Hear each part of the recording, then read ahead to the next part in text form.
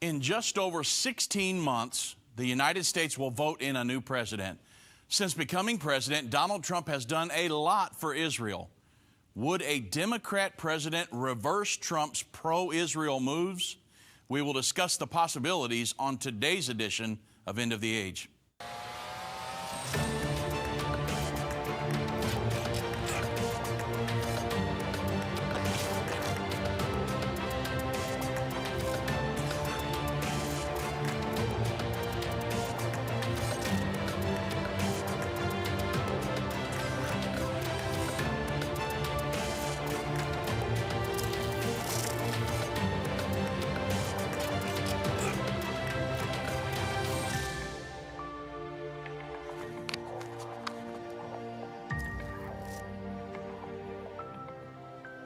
Well, good afternoon, everybody. I'm Dave Robbins with Endtime Ministries. I do thank you for joining me on this edition of End of the Age. Now, we are coming up to a presidential election. You say, well, that's over a year away. I'm telling you, of all the presidential elections I've ever been involved in, once the debates start, it goes so fast it'll make your head spin. And you know that the Democratic presidential candidates, those debates have started already. And it seems like it just goes so fast. And so I wanted to do because what they're trying to do is they're trying to mold and formulate your mind into how they want you to vote. And so Irvin, Baxter, and myself, over the next year or so, we'll be doing some programming, kind of letting you know where's everybody stand on the issues. And Israel is one of the major issues for us because we know, and you know really, that the peace treaty that could be signed over the next couple of years, who's going to preside over that? Will it be Donald Trump? I don't know. Will it be the next president? I mean, who knows? But the fact of the matter is, no matter what happens, all the way through the end time, we want the United States to stand with Israel. It's very important, and it's very important to God. In Genesis 12, verses 1 through 3, the Bible says, "Now the Lord had said unto Abram, Get thee out of thy country, and from thy kindred, and from thy father's house, unto a land that I will show thee. And I will make thee of thee a great nation, and I will bless thee, and make thy name great, and thou shalt be a blessing. And," very key right here, "and I will bless them that bless thee, and I will curse them that curseth thee. And in thee shall all the families of the earth be blessed." So it's of utmost importance. This was an everlasting covenant between God and Abraham. We would see that in later chapters. And God promised Abraham Israel, the nation of Israel, through the lineage Abraham, Isaac, Jacob. And then he said, "I'm going to bless them that bless you, and I will curse them that curse you." So even today in 2019, about 4,000 years later, we want to bless Israel. We do not want to be cursing Israel, especially going in the end time. Why? Well, Zechariah chapter 12, 13, and 14 focuses on the Battle of Armageddon. At the Battle of Armageddon, Zechariah 12:9 says, "It shall be in that day that I will seek to destroy all the nations that come against Jerusalem." So do we want to be on the side of Israel and be protecting Israel and be an ally of Israel in the end time? Very pro-Israel? Absolutely. Throughout the end time, the United States must, and I say again, must stand with and protect Israel. Now, with that in mind, the Jewish National Syndicate asked a very riveting question, and I wanted to bring it to you today. Just recently, a former U.S. Representative, Joe Sestak, he's running for the Democratic nomination for the president in 2020, and he said last Friday that if he was elected, he would undo President Donald Trump's relocation of the U.S. Embassy in Jerusalem. And he's the first candidate running for next year for the highest office in the land, the presidency, to explicitly say that he would do that. Now, I was kind of shocked when he said it, especially trying to become a presidential candidate, because there are so many people that are pro-Israel in America, I was kind of shocked. But at the end of the day, in looking at some of the presidential candidates that are running, I had to think, you know what, Dave, are you really as shocked to hear that? So the CSTAC also claimed that he would be open to undoing other moves by the Trump administration, including restoring U.S. taxpayer assistance to the Palestinian Authority and to the United Nations Relief and Works Agency, or UNRWA, which was defunded in March of 2018 and the following August, respectively. And then he would also have the United States rejoin the United Nations Educational and Scientific Cultural Organization, or UNESCO. And I'll talk to you about all these here in just a moment, and the United Nations. And then he said the Human Rights Council, which it left in January 2018 and the following June, respectively. He said due to their anti-Israel bias, he would be opening to getting back involved with them. I mean, everything Trump's undone, he wants to redo. He wants to reopen the Palestinian Liberation Organization mission in Washington, D.C., which closed in October. So, in light of the fact that we have a presidential election coming up in just 16 months, and it's going to go so fast, we wanted to start keeping you up to date on what's the differences in what Donald Trump has did, very pro-Israel, and what some of the Democratic presidential candidates are looking to do should they be elected next November. We've seen Bible prophecy fulfilled like never before. From the halls of the United Nations to the Temple Mount in Jerusalem, Endtime Ministries continues to reveal the Bible prophecy in the news headlines around the world every day. Whether it's through our broadcast or online at our Jerusalem Prophecy College, your gifts enable us to put vital materials in the hands of those who need it most. Because of you, we continue to replace fear with faith in the hearts of Christians around the world. We will continue to see prophecy come to pass at an even swifter pace. We need your support. Your donation of any amount enables us to continue to broadcast and be a voice in the ever-growing censored media. To become a partner or give a one-time gift, visit endtime.com or call 1-800-END-TIME right now. That's 800-363-8463. Go online now. Visit endtime.com. Have you had a longing to visit the cities where Jesus healed, ministered, and taught every day? Judy and I would like to invite you to travel to the wonderful land of Israel. Experience the Word of God in vivid color while walking down the roads of the Holy Land with us. When you are ready to experience Israel, we recommend you travel with Endtime Ministries. You will not only experience historical and present-day Israel, you will also learn about the prophesied future to come. It's as if we traveled back in time to visit a different era and discovered ourselves in an ancient time. The tour is very well organized, the accommodations are first class, and the food is delicious. If you have ever had a desire to visit Israel, there is no better time than now. Ann from Colorado. To sign up to receive your Experience Israel 2019 packet, call Adrian or Jana at 1-800-ENDTIME or go to endtime.com. We can't wait to experience Israel with you.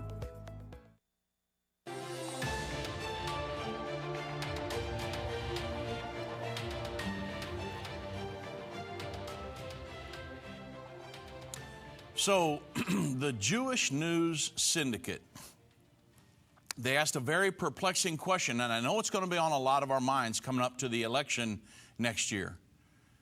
The question is, would Democrats reverse Trump's pro-Israel moves, or even could they? Well, the next president of the United States will be able to reverse nearly every one of President Donald Trump's pro-Israel actions, because most of them have been by executive order. And in light of this, ascertaining, where the Democratic Party presidential candidates stand on, it's very critical where they stand on these issues. Could they, or even would they, reverse Trump's pro-Israel policies if they were elected? It's something we need to ask ourselves in light of Bible prophecy as well, knowing what's coming down the pike. And it can weigh on how you vote. Now, whether it's withdrawing from the Iran deal, and again, most all of these affect Israel. Withdrawing from the Iran deal, which would have allowed them to get a nuclear weapon over time. Moving the U.S. Embassy to Jerusalem. You got to ask yourself, would a Democratic candidate move the embassy? One of them already said, I will do that, day one. Placing, the crushing sanctions on Iran. I mean, imagine right now if we were to lift those sanctions and allow Iran to fire back up their economy. And the problem is when they start making money, they don't help their people. They start funding all of these terrorist activities and all of their proxies and different things. And then also recognizing Israel's sovereignty over the Golan Heights. Would we want to take that back, our recognition of them having the Golan Heights? And then, of course, closing the PLO office in Washington. Why would we want a Palestinian Liberation Organization office in Washington? They're designed to drive Israel out, the Jews out of Israel. That's what they were designed to do from their inception. Why would we want that in America?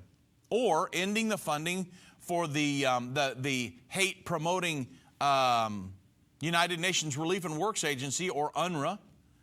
Or, Trump's successor, this is very key. His successor, if he wanted to, could reverse those actions just as easily as Trump himself was able to reverse many of the actions of his predecessor, Barack Obama. Even the U.S. Embassy move from Tel Aviv to Jerusalem, which Congress authorized, can effectively be reversed.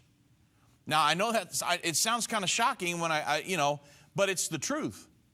Just as easily as, let's say, Trump pulled out of the Iran nuclear deal. The next president could come along, if they were against that move, and put us right back in it. And many of them have said they will do that. Just like Trump pulled out of the Paris Climate Agreement.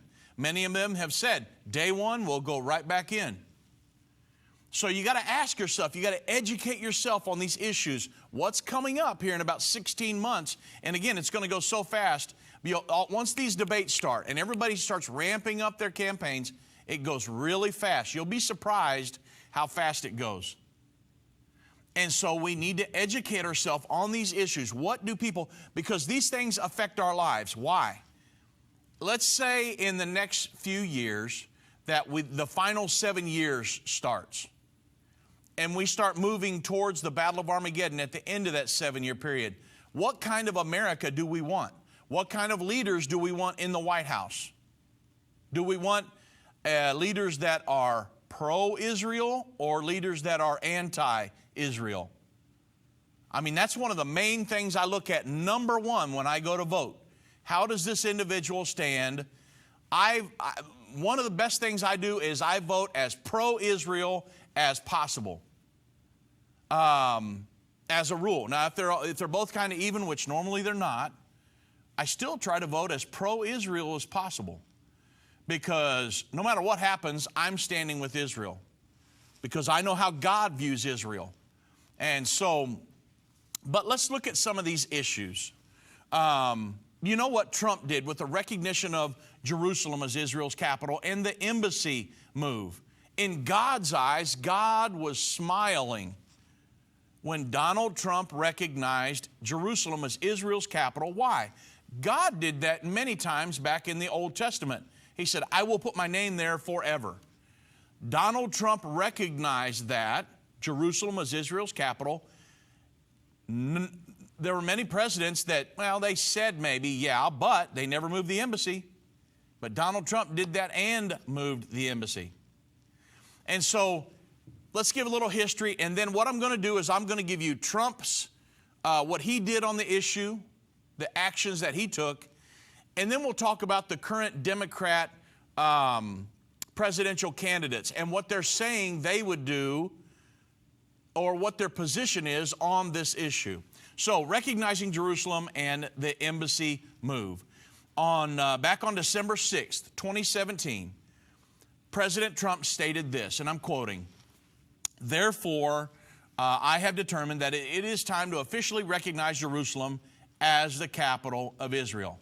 He also said today, this is during his speech, he said today we finally acknowledge the obvious, that Jerusalem is Israel's capital, and that is why, consistent with the Jerusalem Act, signed all the way back in 95.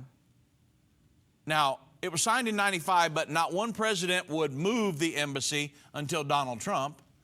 So he said, consistent with the Jerusalem Embassy Act, I am also directing the State Department to begin preparation to move the American embassy to Tel Aviv, from Tel Aviv to Jerusalem. And so it was a great time for America. It was a great time for the Christian community because we stand behind Israel. And anything that we do that's pro-Israel, Christians like that. We're excited about that because I want to support Israel. God is in favor of Israel, even though they may be doing some bad things. God is supporting Israel, I promise you. And at the end of the day, we need to support them. Remember, God says, I'll bless them that bless you and I'll curse them that curse you. That still applies to us today in 2019. So you say, well, that's what Donald Trump did. Recognized Jerusalem and he moved the embassy. But the Democratic presidential candidates, what do they say? Well, Arutz Sheva reported which Democrat 2020 contenders would move the embassy back to Tel Aviv. Now, I will say that they would move the embassy back to Tel Aviv. So that I will say that Democrats did criticize Trump's decision to move the embassy to Jerusalem. However, at this point, because remember, we're on the campaign trail now. So they got to be very, very careful what they say because they're trying to get people to vote for them. So they're not just going to, some of them won't just come right out and blatantly say, oh, yeah, I'd move the embassy today. Because there are Democrats that support Israel as well, and they may say, well, I don't know about that. But most of them have shied away from the plan to move the embassy back to Tel Aviv. Now, CSTAC has said, yes, I will do that. But Democratic presidential contenders, they aren't happy with President Trump that he moved the embassy in Israel to Jerusalem. But that doesn't mean that all of them would reverse his decision. At least they're not saying that they would at this point. Again, Democratic presidential candidate Joe Stisak, he said last Friday that he would move the U.S. Embassy back from Jerusalem to Tel Aviv. And then Axios asked the other 2020 Democratic hopefuls about their thoughts on the embassy, which Trump moved, obviously, last year. Well, so the list, I've kind of formulated a list. Who said whether they would or not and move the U.S. Embassy back to Tel Aviv? Joe Biden said, no, I will not. He said, but he would reopen our consulate in East Jerusalem to engage the Palestinians. So what all these guys are doing, they're straddling the fence. I mean, and you can kind of tell as I go down through here, they don't really want to be real committed, even though they didn't like the fact that Trump did it. And none of the previous administrations did it. They're still straddling the fence. So when they were asked, Joe Biden said, no, but I would open a consulate in East Jerusalem to engage with the Palestinians. Elizabeth Warren didn't respond at all. Because I'm telling you, they're straddling the fence. They're politicians. Kamala Harris didn't respond. Pete Buttigieg, he said, no, I don't know that we would gain much by doing that. Bernie Sanders refused to comment when he was asked. Kirsten Gillibrand, she said no, but she called the move to Jerusalem unproductive and impulsive and said that she would undertake new diplomatic initiatives to restart peace negotiations, including reopening the diplomatic mission to the Palestinians. Julian Castro did not respond. Amy Klobuchar said no, but she called it an unfortunate move. I mean, we're talking about the Jerusalem Embassy Act, 1995, was passed, but she said it was an unfortunate move. Do you understand that? Does anybody out there understand that? And then Cory Booker said, no, I wouldn't. but he said he opposed the move. Well, so there you go. What do you think they would do? At this point, many of them just said, no comment. So if they were to be elected president, what do you think they would do? It would be very easy for them to move it back. I mean, the U.S. Embassy building that was in Tel Aviv is still there. We just changed our consulate in Jerusalem to the embassy at this point. It would be an easy move for them to go back. Now, I don't want them to do that, but they could do it. And we need to make sure. I would love to be able to interview them, because I'd like to be able to ask them, what will you do? Give me an answer. Before I vote for you, or potentially, I want to know what you're going to do about some of these things. And you know, what we know for sure is that none of the Democratic candidates have come out in support of the move to Jerusalem.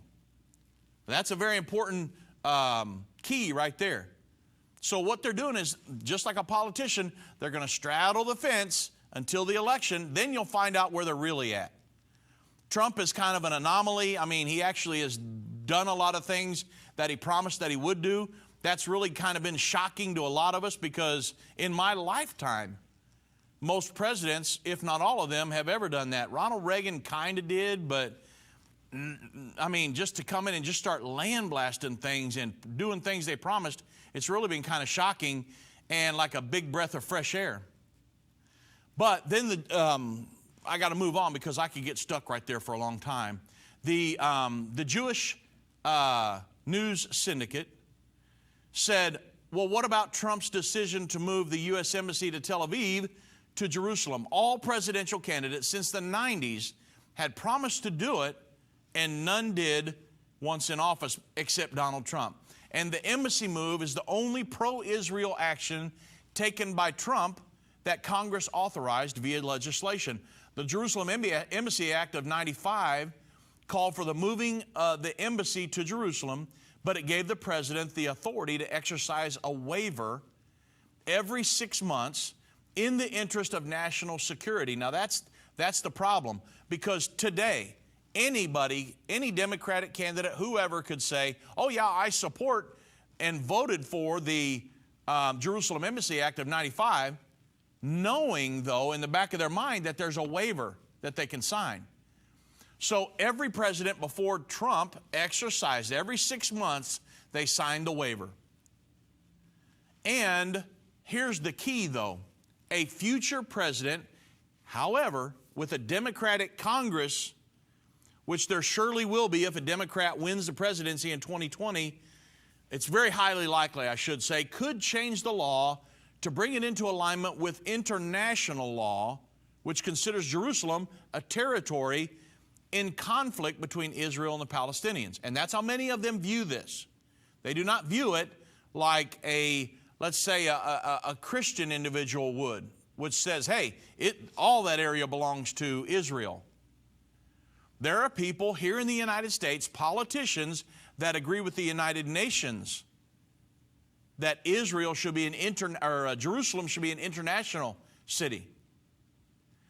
And so the U.S. Embassy building in Tel Aviv, again, it's still there. No new building was built in Jerusalem.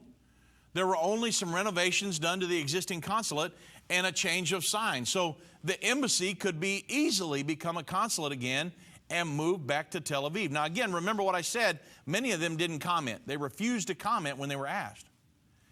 And we know what Sanders would say, Bernie Sanders. He's already said it. He said after Trump's announcement that the embassy was going to move, Sanders tweeted and he said, there's a reason why all the past U.S. presidents have not made the move to move the embassy to Jerusalem. And he said why leaders around the world have warned Trump against it. He said it would undermine the prospects for an Israeli-Palestinian peace agreement and severely, perhaps irreparably, damage our ability to broker it. Now, Sanders, he spent several months in a kibbutz in northern Israel back in the 60s. He condemned America's official recognition of Jerusalem as Israel's capital, and which Trump announced back in December of 2017. Now, Joe Biden, he's a liberal internationalist. So he wouldn't be able to hold hands with the United Nations and recognize Jerusalem as Israel's capital. Doesn't work like that. If you're going to be on their, you're either on their team or you're on Israel's team. The United Nations is horribly anti-Israel. So Joe Biden he believes in the New World Order. He believes in world government. So imagine, should he be elected president trying to hold hands with Israel and the United Nations? It would never work. And so then you remember the UNESCO withdrawal. You remember the Trump administration, the UNESCO, the United Nations Educational, Scientific, and Cultural Organization. Really, for decades now, UNESCO has undertaken the task of recognizing the most significant sites in the world as part of their famed World Heritage Site program. And however, though, over time, like most of the United Nations organizations, it has become an anti-Israel entity. And so I don't want to be a part of that. I don't want to be a part of the United Nations at all. United Nations, anti-Israel. And so on October 13, 2016, Israel's Prime Minister Netanyahu announced today UNESCO adopted its second decision this year denying the Jewish people connection, get this, to the Temple Mount. Of course, the Jews' holiest site for more than 3,000 years, really 4,000 years if you go back to Abraham. And that's the same place that he went to sacrifice Isaac when the Lord required that of him. So you can see that UNESCO is totally anti-Israel. For them to say that the Jews don't have any claim to the Temple Mount, I mean, come on. That's anti-Israel. Well, the United Nations is anti-Israel.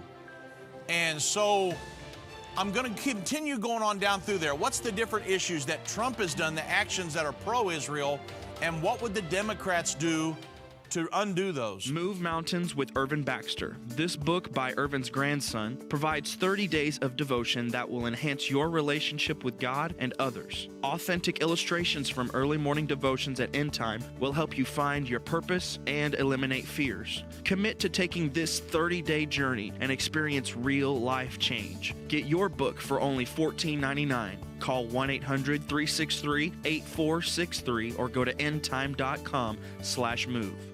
If ever people needed to hear the unvarnished truth, it is now. There are some subjects that are not politically correct to talk about, but they're urgent. That's why I'm grateful for Endtime magazine. If you're not a subscriber, you're missing information that will impact your life. Endtime has a bi-monthly magazine that explains how current events are fulfilling Bible prophecy. You can get a 2-year subscription for only $29. You can also get a bulk subscription and pass them out to your church. We have gotten reports that Endtime magazine has caused spiritual awakenings in churches when they see the prophecies being fulfilled right now. You can start your own ministry and leave them in doctor's offices, libraries, laundromats. You never know if you might be responsible for saving someone who is searching for the unvarnished truth. That's what the magazine has done in many lives. Call 1-800-ENDTIME. That's 1-800-363-8463 and get your subscription today. If your station only carries the first 30 minutes of End of the Age, go to endtime.com and click the watch button to continue today's broadcast. You can also finish up later by clicking the archive button.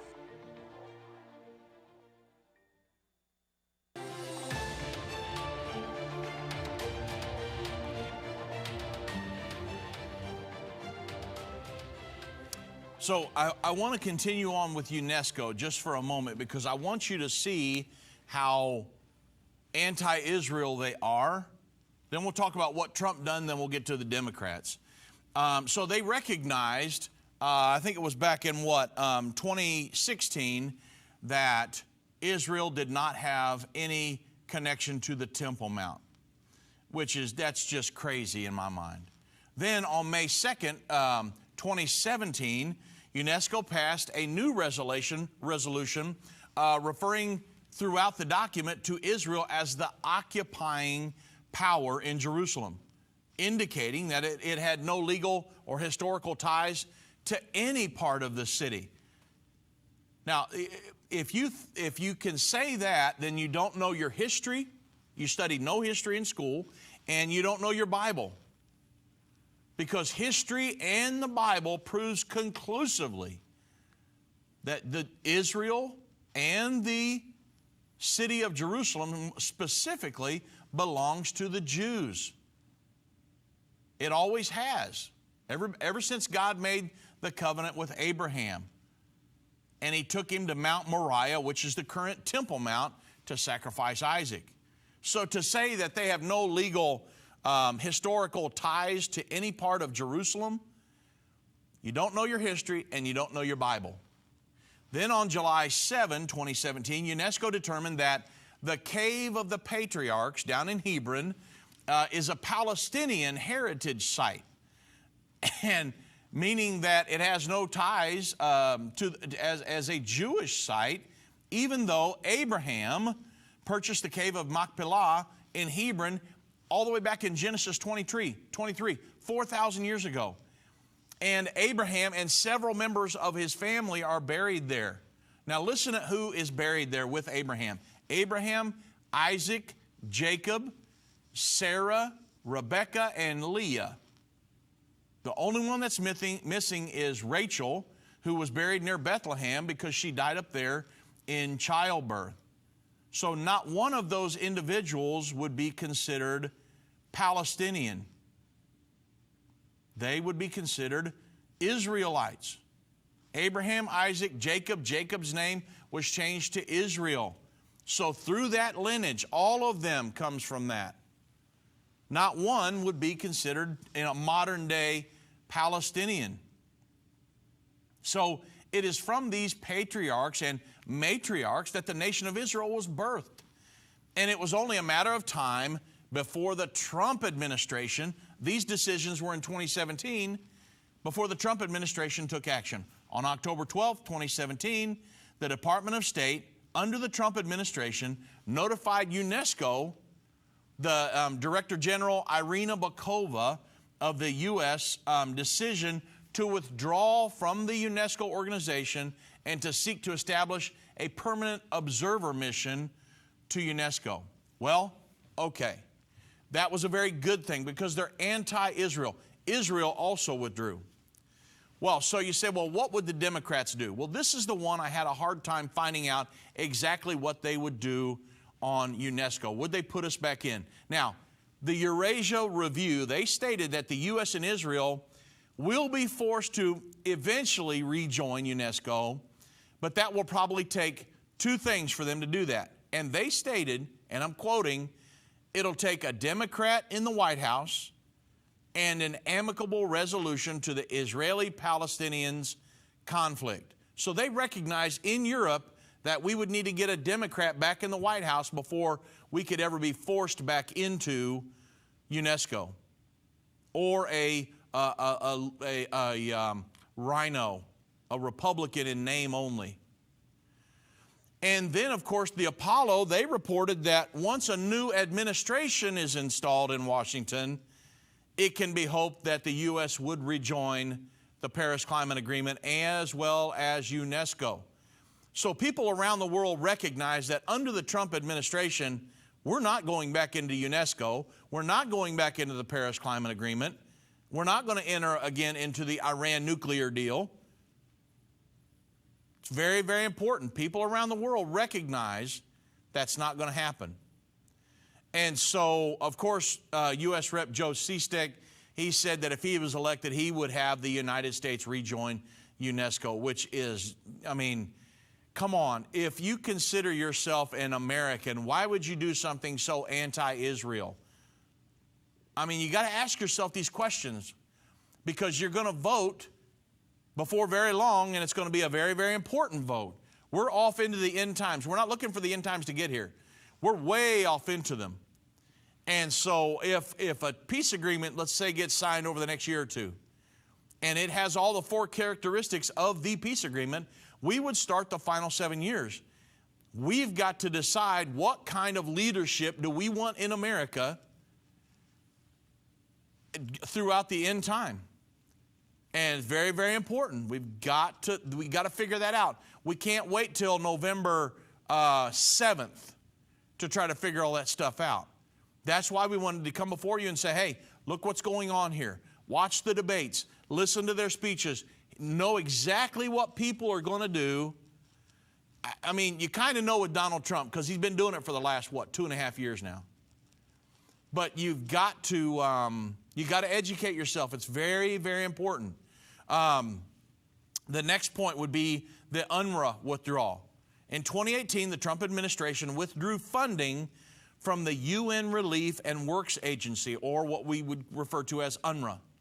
And they said that the organization was ineffective, and it even was detrimental to Palestinians, perpetuating a culture of victimhood and was running schools to promote the hatred of Jews.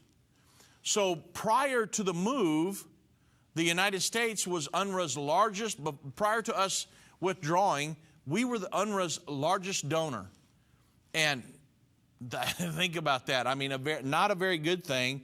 We provided approximately 30% of its annual budget, more than $350 million in 2017.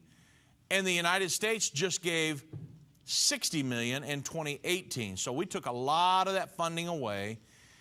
You say, well, why? Well, Israel had long argued that UNRWA was perpetuating the Palestinians' refugee issue by awarding refugee status to endless generations of descendants rather than solving it. The Trump administration recognized that we were just pouring tons of money into this, and he said, can't do it anymore. So we just started pulling funding back from that, and they were doing some other ominous things, but I mean, it was very important that you and I understand as voters that what's going on and what has been going on, that the way God is looking at it. How is God viewing the things we are doing? You say, well, you know, this we're talking about Washington, D.C. I do understand that. I'm fully aware we're talking about Washington, D.C., not a church. I know that I'm very well of the difference, but the fact of the matter is a lot of things Donald Trump has done has been prophetic and it's been godly. You cannot say that Donald Trump recognizing Jerusalem as Israel's capital was not a godly thing and prophetic. And you can't say that him moving the embassy to Israel was not a godly thing, or recognizing Israel's right to the Golan Heights. I mean, it's one thing after another. And you've got to look. I look at it because I'm looking at it through the eyes of the Bible prophecy, and how does God look at it, number one.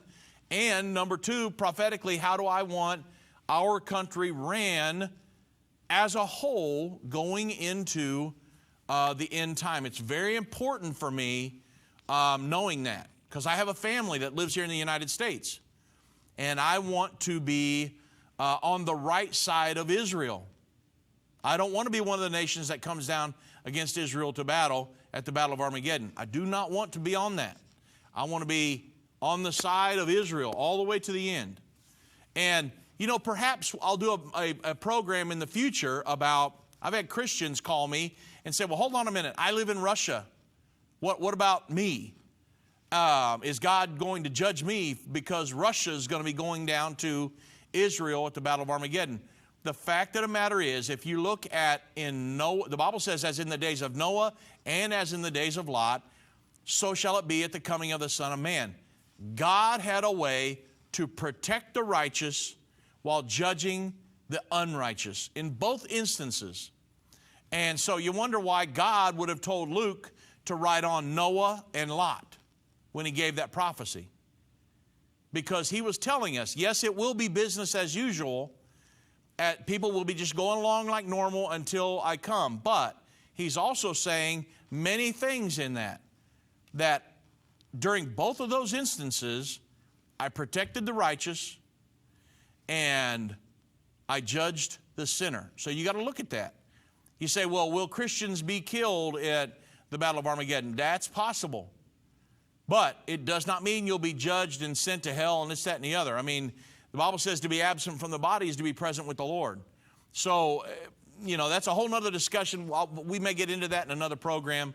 But at this point, I'm going to keep on with the Democrats and what their positions are on these things. And so the Democrats on UNRWA, well, the fact of the matter is that the Jewish National Syndicate, they reported that 34 Senate Democrats have already called on the Trump administration, to restore funding to UNRWA, the UN agency in Gaza, and restoring that funding means continuing to allow the use of American taxpayers' money to foment hatred of Jews through UNRWA schools and textbooks, helping Hamas to create future generations of Jew murderers. Now, there are people that are wanting us to start pouring millions of dollars back into that. Now, I mean, you got to kind of scratch your head on some of this stuff. And included in the 34 Democrat signatories, listen at this, to that request are 6 of the Democratic presidential hopefuls. Number 1, Bernie Sanders. 2, Kamala Harris, Elizabeth Warren, Klobuchar. And they're joined by Kristen Gillibrand and Cory Booker. They want us to start pouring money back into that, even though the Trump administration has said no. So you got to really weigh what's going on here. And I'm just giving you the facts. This is not my opinion. These are the facts. I did my research. Now, the next thing is the Iran nuclear deal. Does this affect Israel? Hey, you better believe it does. Iran would love to destroy Israel. They say they don't, but their actions haven't proven that over the years. And so the Iran nuclear deal, the Joint Comprehensive Plan of Action, or JCPOA, Donald Trump withdrew us from that. The Trump withdrawal, in Donald Trump's withdrawal speech on May the 8th of 2018, and I'm quoting, he said, "The Iranian regime is the leading state sponsor of terror. It exports dangerous missiles, fuels conflicts across the Middle East, and supports terrorist proxies and militias such as Hezbollah, Hamas, the Taliban, and Al-Qaeda." And so I know I'm fixing to go to a break here, so I want to make sure you hear all this about Donald Trump's speech here, because it's going to explain, and it's all the absolute truth, why Donald Trump pulled out of the Iran nuclear deal. We should have never went into that deal in the first place. We went in under the Obama administration, gave them billions of dollars that they then turned around and used for their terrorist proxies. That money didn't go to their families in Iran. Many Christians admit end-time Bible prophecy is very complex and difficult to understand, and for some, a little bit scary. But what if you could understand Bible prophecy? What if you could know what will happen and how the United States will play a key role during end-time events? When you call today and get Understanding the End Time DVD curriculum, you can have peace about what is to come while understanding the prophetic events that appear in our headlines every day. When you call or go online to endtime.com and order, you'll learn the answer to the biggest prophecy question of all. Will the rapture take place, and when will it happen? This 14-part DVD series is the definitive end-time prophecy Bible study available. And for this limited time, you can get it for just $149. Don't miss this special offer. Understanding the End Time. Call now. 1-800-363-8463. That's 1-800-END-TIME. Or go to endtime.com today.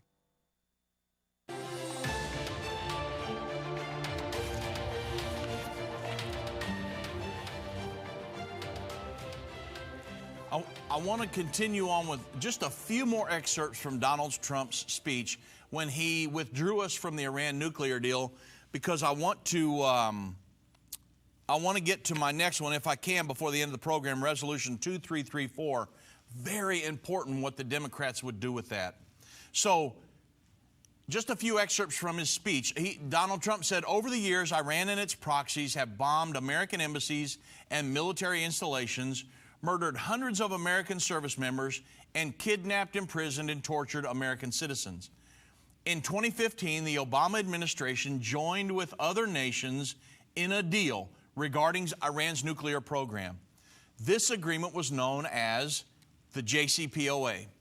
In theory, the so-called Iran deal was supposed to protect the United States and our allies from really the lunacy of an Iranian nuclear bomb, which it wasn't. You know, in fact, the deal allowed Iran to continue enriching uranium and over time reach the brink of a nuclear breakout.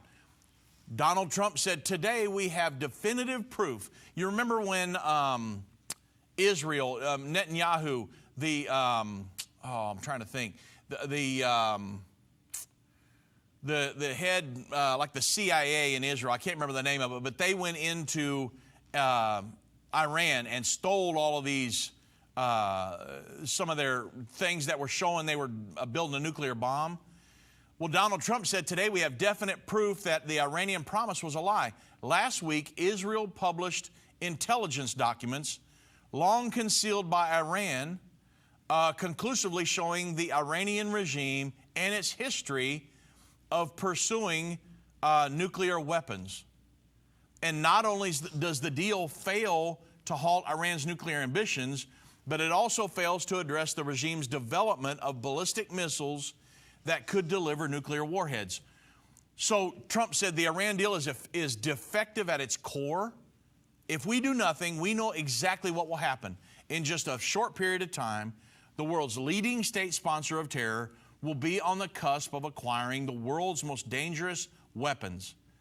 And therefore, Donald Trump said, I'm announcing today the United States will withdraw from the Iran nuclear deal. And then he started hammering them with sanctions to bring them into compliance to get them to stop. Well, so you say, well, what's the Democrats' position on that? Well, having said all of that, which is all of it was the absolute truth, the Jerusalem National Syndicate stated that 4 of the declared candidates for the presidential election coming up in 2020, Democratic presidential candidates, Senator Bernie Sanders, Kamala Harris, Elizabeth Warren, and Amy Klobuchar, they've already promised to return the United States back to join us back into the JCPOA or the Iran deal. I mean, they would lift the sanctions, folks, and let Iran continue on. The World Israel News has said that 19 of the 20 Democratic presidential hopefuls said that they would rejoin the Iran nuclear deal. Joe Biden said that if Tehran returns to compliance with the deal, which they never were in compliance to begin with, he said, I'll rejoin the agreement. So you got to look at this stuff and say, wow, I can't believe what I'm hearing here. Actually, I can believe it. But I want to make sure that everyone is educated on what's really going on, because you get hit with so much stuff when you try to follow the news that it's kind of hard to pull all the pieces together and say, and when you lay it out on paper, it's really almost unbelievable what these people are willing to do. And you understand that this is all by grand design. You know there's a world government, everybody. You do understand that. And the world government is anti-Israel. And so there are things that are going on here, I mean, like UNESCO and things like that. That's world government. That's United Nations, world government. And these people are falling right in lockstep like a bunch of robots. And you got to be educated when you go to vote. It's very, very, very important. Now, the Israel National News actually just reported that Biden has said, now I'm talking about Democratic candidates, things that involve Israel. He actually said that the occupation is a real problem, that the settlements are unnecessary. Joe Biden told this to a rally participant, and he said the only answer is a two-state solution, that Israel's occupying the West Bank. They're not occupying, it's disputed territory. They're not occupying that. I know that people like to say that, but that's not a true statement. During one of the recent election rallies, a Jewish activist approached U.S. presidential candidate Joe Biden, and he said this. He said, I'm an American Jew who is very concerned about what Netanyahu's government is doing to the Palestinians currently. And he was asked by the younger man whether he believes that the occupation is a human rights crisis. Joe Biden said, I think occupation is a real problem, a significant problem. And the young man said, will you pressure Israel to end the occupation? And Joe Biden said, you know, I have. And so he's talking about his past record and things like that. So the fact of the matter is, Joe Biden agrees that Israel is occupying the West Bank. They're not occupying that. If you understand the whole history that we've been through many times of Israel on this and what happened with the 67 war and how they conquered all that, and Jordan was illegally occupying that area prior to the 67 war, and then they drove them back across the Jordan Valley. Israel's not occupying that. That's disputed territory, not occupied territory. So everybody needs to get their facts straight here. Now, one thing I want to make sure I get through before the end of the program, Resolution 2334. It's very, very important. The Jewish press said that Biden took an active part. You say, well, what's Resolution 2334? Let me make sure. Let me tell you what they said first. Let me do this backwards, and then I'll tell you what it is. Because it's the United Nations. It was a resolution that said Israel was in violation of international law to have a presence in Jerusalem. Okay, so in East Jerusalem. So the Jewish press. This is what Biden said. Biden took an active part in the U.S. support for the UN vote on Resolution 2334.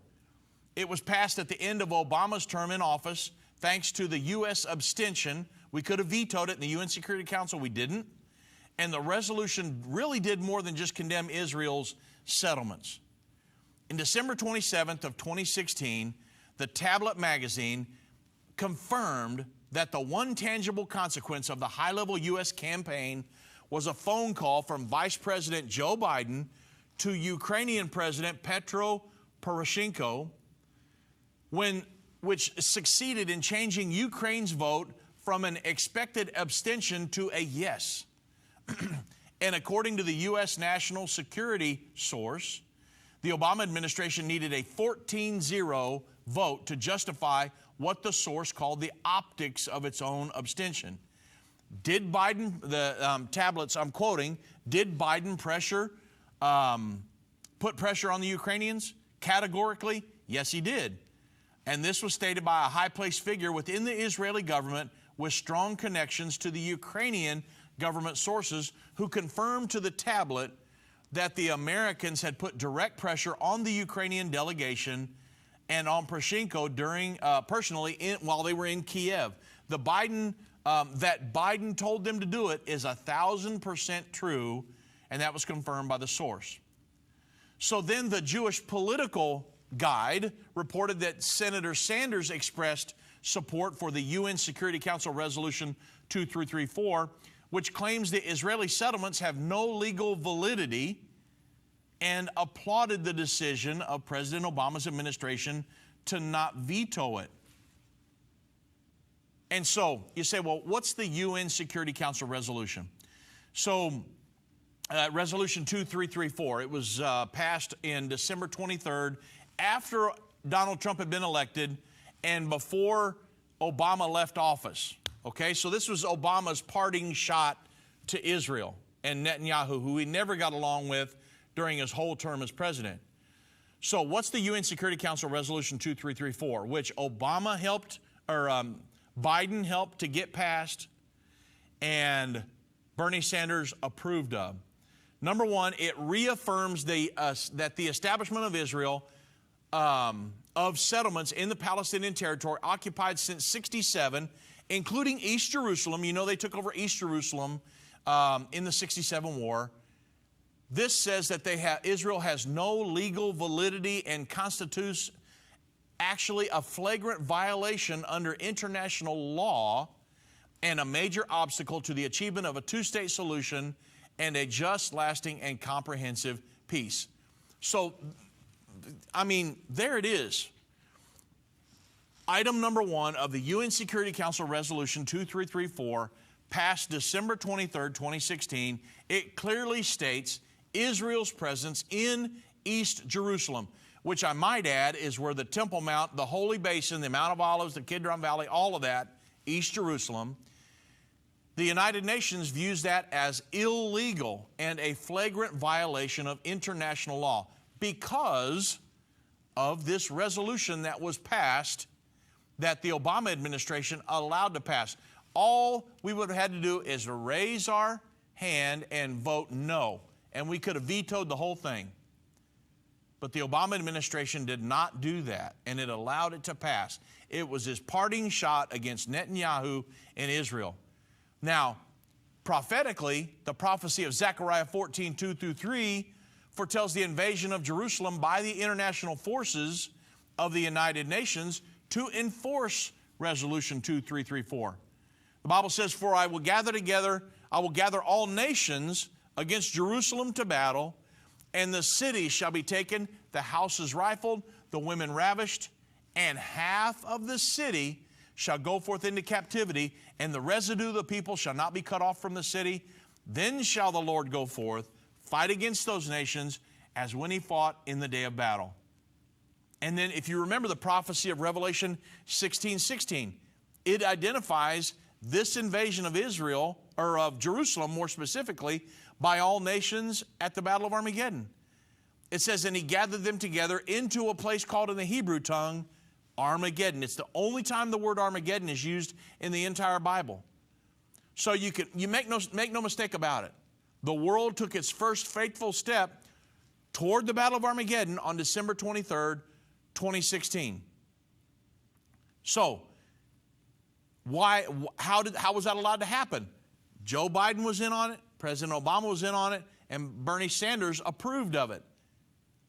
And they're the two leading presidential candidates going into the 2020 election. Democratically, I should say. Probably be one of them. It might be somebody else. I don't know. But those two guys approved of it. Joe Biden was in on it. And it was anti-Israel. As anti-Israel as you can get. It probably will be the resolution that the United Nations uses. And believe me, it hasn't gone away. It's still on the books. There's articles about it all the time that we need to enforce Resolution 2334. You can go read about all this stuff I'm telling you right now. I documented everything before I came on here today. So it's very, very, very important that you understand. In just 16 short months, we'll go back into a presidential election, and you've got to be informed. All the pro-Israel stuff that Donald Trump has been since he's been in office, almost everything can be reversed if we get the wrong person in office. So educate yourself, make sure you understand the issues and what both sides will do going into the 2020 election next November.